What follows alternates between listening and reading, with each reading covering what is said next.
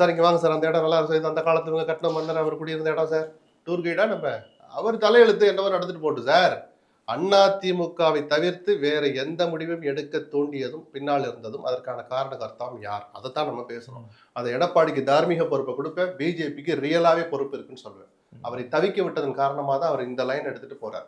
எந்த நிபந்தனையும் இல்லைன்னு சொன்ன பிறகு பிஜேபி களத்தை இறங்கினுக்கணும் சார். உங்க தேவைக்கு கையை முறுக்கி காலை முறுக்கி எடப்பாடி 10 மாசம் முன்னாடி கூட்டணி கழிச்சிட்டு போனீங்கல்ல, அன்னைக்கு காட்டின அந்த வெறி இருக்குல்ல, ஒரு நிஜமாவே ஒரு அரசியல் கட்சி என்ன விட்டுருந்தா விஜயோட போய் கூட்டணி செஞ்சிருப்பாரு. அதை போன் டேப்பிங் எல்லாம் பண்ணி தான் தெரிஞ்சுதான் போய் அவசரமா கூப்பிட்டீங்க.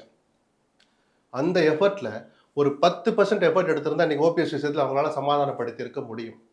இதை செய்ய தவறிய குற்றத்தை செய்தது பிஜேபி தான். அரசியல் ரீதியான குற்றம். அவங்க பார்வையில் அது அரசியலா இருக்கலாம், இது அதிமுகவுக்கு செய்த அநீதி. ஒரு வகையில வாக்கு வங்கி ரீதியாக கூட இழப்பு ஏற்படலாம் அல்லது ஏற்படாமலும் போகலாம்ங்கிறது ஒரு பெர்ஸ்பெக்டிவ் இருக்கும்போது, எடப்பாடி பழனிசாமி பார்வையில் இப்போ என்ன சொல்றாங்கன்னா, எடப்பாடி ஆதரவாளர்கள் பாத்தீங்களா எங்க தலைவர் ரூட் கிளியர் ஆயிருச்சு, ஒரு பக்கம் டிடிவி அரவணைச்சிட்டாரு. அதிமுக அரசியலை பொறுத்தவரை, அந்த கட்சியுடைய நிர்வாகத்தை பொறுத்தவரைக்கும் அவருக்கு இருந்த அத்தனை திரட்டும் விலகி போயிடுச்சு. இது எடப்பாடிக்கு பெருமையா சொல்லுங்க? ஆபத்தெல்லாம் விலகிருச்சு, அது பெருமையா? அப்படிலாம் விலகி என்ன பண்ணீங்க நீங்க?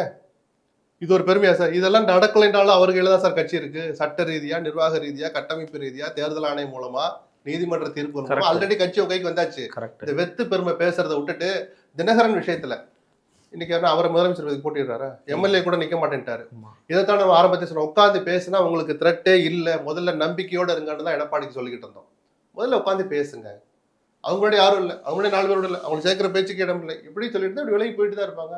4 பேர் போனாலும் நல்லது இல்லை, 40 பேர் போனாலும் அதிமுக நல்லது இல்லை. அது அத்தனையும் அதிமுக ஆதரவு வாக்கு. இது எடப்பாடிக்கு வேணா பெருமையா இருக்கலாம், ஒரு ஈகோ ஜெயிச்சிருக்கலாம். பத்தியா எதிரி ஒருத்தன் இல்லை என்ன எதிர்த்துன்னு இப்படி சவால் விட்டுக்கலாம். அதிமுக பார்வையில் நீங்க சொல்லுங்க முதல்ல, அதிமுக நல்லதா? கண்டிப்பா அவர் ஆதரவாளர்கள் அதிமுக காரங்க ஓட்டு போதானா போகுது, அவ்வளவுதான். அந்த பார்வை தான் நான் பார்ப்பேன். சார் இப்போ இதில் ரொம்ப ஆச்சரியப்படத்தக்க வகையில் என்னன்னா, சசிகலா அவர்கள் இப்போது கட்சியை புதுசாக வந்து அறிவிக்க போகிறாங்க, பேர் அறிவிக்க போகிறாங்க, கட்சி கொடியில் அறிமுகப்படுத்திட்டாங்க, நான் இன்னொரு திராவிட கட்சி தான் அப்படிங்கிறத பறைசாற்றுறாங்க. இன்னைக்கு திடீர்னு வந்து எடப்பாடி பழனிசாமி வந்து என்ன பண்ணாரு தெரியுமா அப்படிங்கிறதெல்லாம் பேசுகிறாங்க. ஆனால் இப்போ டிடிவி அவர்களே வந்து பார்த்தீங்கன்னா அதை வந்து பொருட்படுத்தாமல் அதை வந்து கடந்து எதிர்த்து தான் வந்து பேசுகிறாரு. இன்னைக்கு சூழ்நிலை உங்களுடைய கட்சி ஆரம்பிப்பதற்கு பின்னணி என்ன நீங்கள் நினைக்கிறீங்க?